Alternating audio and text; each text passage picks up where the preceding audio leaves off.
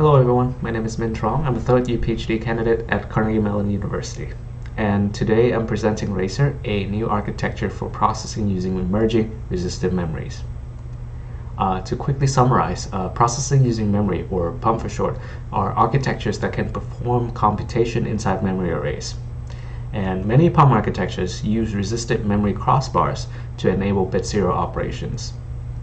These operations are very slow, so they're often vectorized and performed on an entire column of a crossbar at a time. However, whole column operations fundamentally limit the crossbar size because of device and circuit level constraints. And at such a size, it is hard to amortize bit zero operation latency while maintaining high area efficiency. And to this end, we propose RACER, a PUM architecture designed specifically using small crossbars. And RACER utilizes a novel execution model called bit pipelining, where we pipeline between bits of the same word to increase throughput. RACER achieved on average 107x speedup against a multi-core CPU system while reducing energy by 189x. RACER also achieves 12x speedup and 17x energy savings against a modern GPU. So to motivate our work further, many modern applications are data intensive, and this ranges from genome sequencing to video processing. The common thread among these applications is that they have very frequent data movement. And we know that moving a piece of data can consume orders of magnitude more energy than processing that piece of data. For data intensive applications, data movement can really become a bottleneck for energy consumption. This is where PUM architectures can help. By reducing the data movement of data-intensive applications, we can potentially reduce the energy consumption of the entire system. So now let's take a look at how many PUM architectures use resistive memory crossbars to perform computation. So resistive memory is an active area of research. And one example of this type of memory is ReRAM, where information is stored at different resistance level. And these memories are often organized into crossbars, where each crossbar is two adjacent layers of metal wires running orthogonally to each other. And sitting at the junction of the wires are ReRAM memory devices. Specifically, the ReRAM crossbar can perform logic NOR between any two bits stored in the same row. So shown here is an example where the input's ReRAM cells store a logic 0 and a logic 1. When we assert a V-NOR voltage to the inputs and ground the output, we induce a current that flows from the inputs to the output. This current performs a logic NOR on the input cells and store the result in the output cell. So because NOR is logically complete, it provides the foundation for any combinational logic. This includes bit zero operations where the same combinational logic is applied to different bit position one at a time. So shown here is an example of bit zero operation called ripple carry addition, where a combinational logic is applied to the first bits of the input operands to produce a carry out, so shown in yellow. And this carry out is then passed to the next bit position, and the same logic is applied. And we will get the final sum when the carry completes, propagating to the most significant bit. So as you can imagine, bit zero operations are very slow because we must apply combinational logic one bit at a time. So many crossbar-based PUM architecture actually vectorize bit zero operation to increase throughput, where the NOR-based combinational logic is applied to the entire column of the ReRAM crossbar at a time. And note that while we use ReRAM as a motivating example, similar bit zero operations exist for other types of resistive memory. So shown here is an example of whole column ripple carry addition, where an entire column of the carry out is produced and used by the next bit position. And in our work, we call an n by n crossbar a tile, and by performing a whole column operation in a tile, PUM architectures can increase bit zero throughput by n. So although whole column operation helps increase throughput, it has a negative effect on the crossbar size. Specifically, the current induced during NOR operation grows proportionally to the column length, and this is because each extra cell in a column adds additional current. and large current can actually permanently damage the metal wires. So in order to perform whole column operations, we are actually limited to very small tile sizes.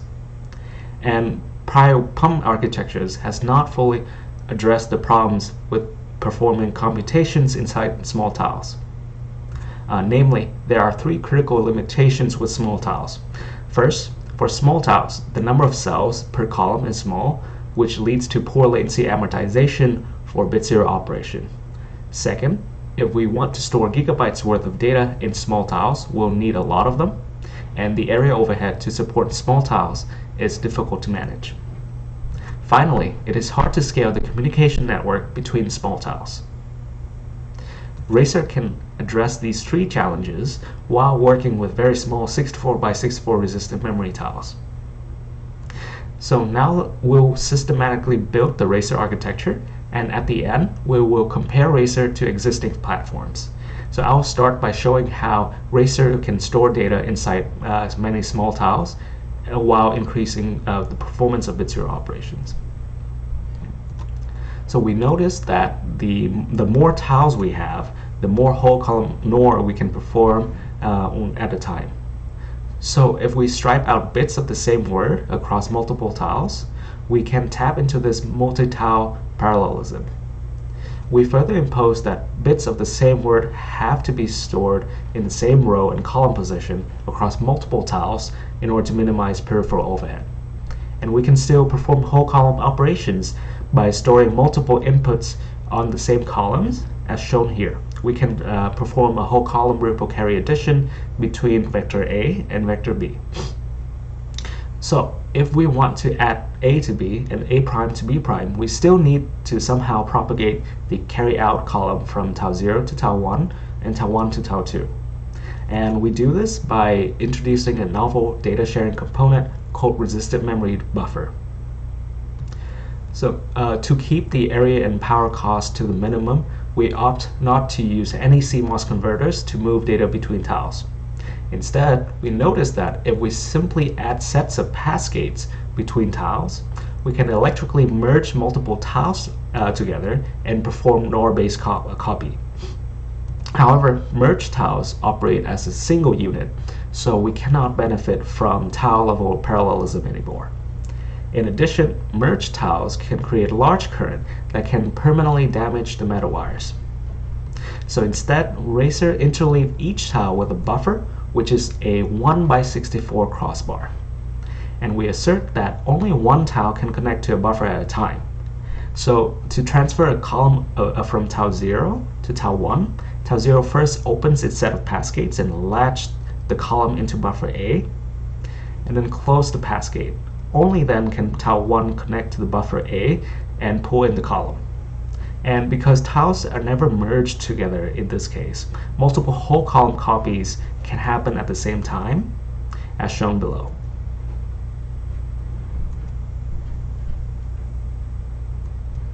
So the bit striping format and RACER's buffers allow us to transfer data between tile while maintaining tile level parallelism.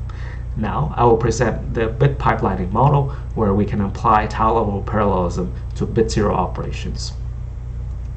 We observe that after tile 0 generates the carry out column and latch it to the buffer A, it is free to generate another carry out from another addition.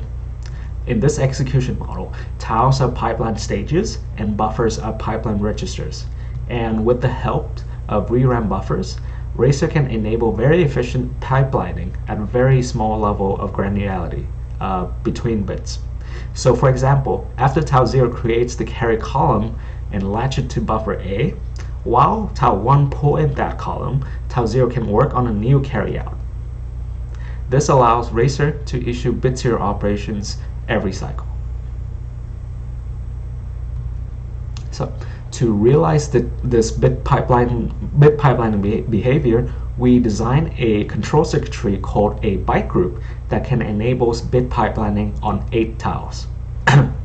In a byte group, each tile has a dedicated micro-op queue, and these queues are chained together from Q0 to Q7. We only allow Q0 to receive new micro-ops from outside the byte group, and all other queues have to receive the micro-ops from the previous queues. We also make sure that a queue can only dispatch to its tau when it has received all NOR micro-ops that make the bit 0 combinational logic. So for example, let's say that the combinational logic used to generate the carry column in a ripple carry addition consists of 3 micro-ops. In the first cycle, Q0 gets the first micro-op, and then 2 things happen simultaneously. The micro-op is copied to Q1, and the micro-op is also dispatched to tau 0. In the next cycle, the same thing repeats for micro-op number 2, but notice that Q1 has not issued any micro-op to tau 1. The same thing happens for micro-op 3, and at this point, tau 0 has already generated the carry column, and Q1 has all of the micro-ops ready to be dispatched. So if we chain 8 of these byte groups circuits together, we can create a pipeline of 64 taus and 64 buffers. We abstract away the complexity of circuit design and map the pipeline to different vector register sets. Each vector in a set stores 64 words, and because each column in a tau has 64 ReRAM cells. But note that each word is mapped to multiple bits stored on multiple columns according to the bit striping format. So for example, a vector in a byte set is physically mapped to 8 cells across 8 consecutive taus. Similarly, a vector in a double set is physically mapped to 64 columns across 64 taus. Note here that RACER offers different set configurations, but they are all mapped to the same set of taus, similar to Intel AVX CPU registers. Because pipeline can perform logic in situ, the vector register sets, the abstractions, act as a processing RACER core. Now we're ready to put everything together into a RACER cluster, which is our fundamental unit that allows RACER to scale and store gigabytes worth of data. So just a quick recap, a byte group enables bit pipelining across 8 taus and 8 buffers. If we chain 8 byte groups together, we can perform bit pipelining across 64 taus. The programmer can view this pipeline as a RACER core, capable of performing computations on 8 to 64-bit word. So to construct a cluster, we first start with a cell. We can put 64 and 64 cells together in a crossbar to form a tau, and 64 taus and buffers can form a pipeline or a RACER core. This pipeline is controlled by 8 byte groups, and because the area for the byte groups are very large, we actually amortize it to 64 pipelines at a time. We assert that only one pipeline can actively listen to the control circuitry using a pipeline selector. And this forms the fundamental unit of scalability in RACER called a cluster. And by adding read and write circuitry to the cluster and stamps out multiple clusters on a chip connected in a mesh network, we can scale RACER to store and perform computations on gigabytes worth of data at a time. So because each RACER core is actually a pipeline of 64,000 buffers, it has immediate access to 32 kilobytes worth of data. The mesh network we create allows the core to get access to also 512 neighboring core stored in 8 different clusters in one data hub, shown here in the blue region. And the RACER core that is getting the data from 512 cores is shown as a yellow star. With multiple data hubs, any data stored on the RACER chip is available. We will now compare RACER to state-of-the-art existing compute platforms. We construct 4 comparison points. Baseline is a modern multi-core CPU with off-chip DRAM. EMRAM is the same CPU but with embedded main memory on chip, where we eliminate the energy and latency costs of sending data across off-chip bus. RTX 2070 is a modern GPU, and DC stands for Duality Cache, a compute in SRAM architecture. We normalize all of our number to the baseline platform, and we model RACER across the stack from device to circuit and architecture level. We collect electrical characteristic of ReRAM devices in-house to accurately simulate the energy and latency cost of these devices. But RACER circuit and architecture designs ensure compatibility with any logic-capable resistive memory. And we run RACER ISA microbenchmark with an in-house simulator that is aware of this circuit and device level costs. This allows us to make more realistic comparisons with the state-of-the-arts. All of our artifacts are open sourced and they are available at the link shown here. We design two configurations called RACER 496 and RACER 1024. We compare RACER 496 to the first three comparison points. This chip can hold 8 GB worth of data in the same area footprint as the three platforms. We create many microbenchmarks taken from data-intensive applications, and on average, RACER achieves 107x speedup compared to baseline CPU, thanks to multiple levels of parallelism. We achieve a similar speedup compared to EMRAM because simply putting main memory on chip does not eliminate frequent data movement inside the chip. We also achieve good speedup against GPU because for many microbenchmarks, the GPU needs to copy data from the host memory to the GPU global memory and later transfer it from global memory to the shader cores. For energy savings, we get a 189x improvement compared to CPU, as we are careful in designing RACER supporting circuitry. And because EMRAM mostly eliminate the energy used by off-chip network, we also get very good savings compared to this platform. We get a 17x energy savings compared to the GPU. Because Duality Cache has a smaller area footprint than other platforms, we compare it to a smaller RACER chip that only has 1024 clusters and can store 2 GB worth of data.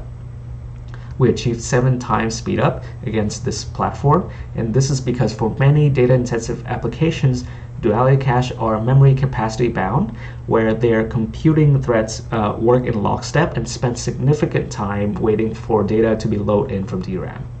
For most of these macro benchmark, as shown in the highlight purple, RACER outperformed Duality Cache because the architecture can store all necessary data on chip.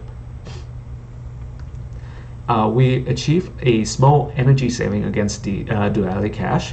However, for many data-intensive applications, shown here again in purple, they require Duality Cache to frequently exchange data with the main memory, and for those data-intensive applications, RACER can get an average 5 times energy savings compared to Duality Cache. So in conclusion, PUM architectures can significantly reduce the cost of data movement, and many crossbar-based PUM perform whole column bit-tier operations which fundamentally limit the crossbar size. And to this end, we propose RACER, a PUM architecture and ISA abstraction designed only with small crossbars. RACER relies on a novel execution model called bit pipelining, and we have done all of the necessary circuit and ISA design in order to estimate the architecture's performance and energy saving. RACER achieved promising results when running many data-intensive applications compared to the state-of-the-art platforms. So please refer to our paper for more details about RACER, and thank you for listening.